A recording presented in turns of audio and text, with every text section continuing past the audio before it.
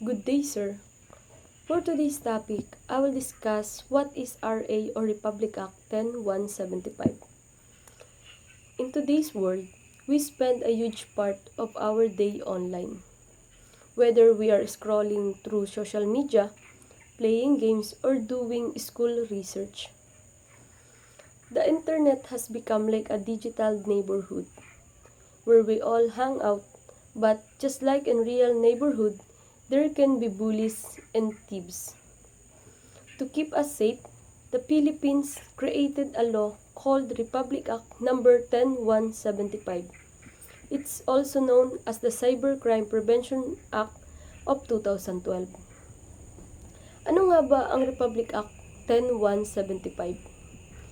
Think of RA 10175 as a set of digital rules for everyone in the Philippines. Before this law existed, it was hard for the police to punish people who committed crimes using computers because the old laws were made before the internet was popular.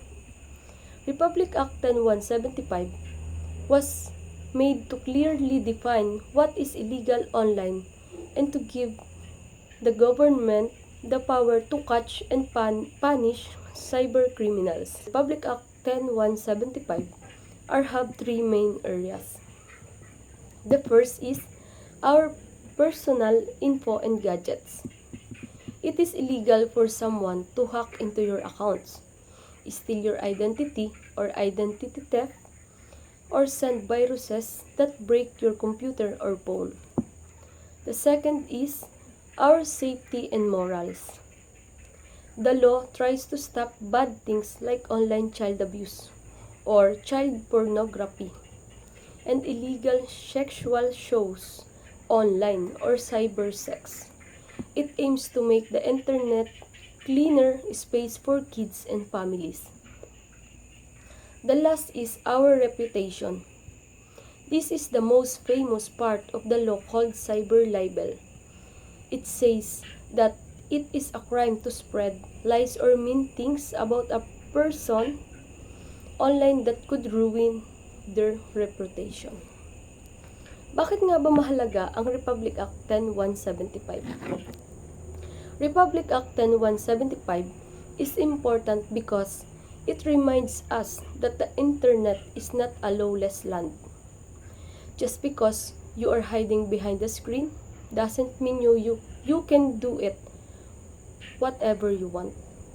This law protects businesses so they can safely sell things online, and it protects regular people from being scammed or bullied. However, many people also talk about this law because they want to make sure it doesn't stop us from being able to speak our minds. It's a delicate balance. The law wants to keep us safe, but it also has to respect our right to talk and share our opinions freely. In a simple terms, Republic Act 10175 is like a digital shield. It helps the police catch the bad guys of the internet and encourage all of us to be more responsible digital citizens. By knowing these rules, we can enjoy the internet more safely and treat others with the same respect online that we do in person.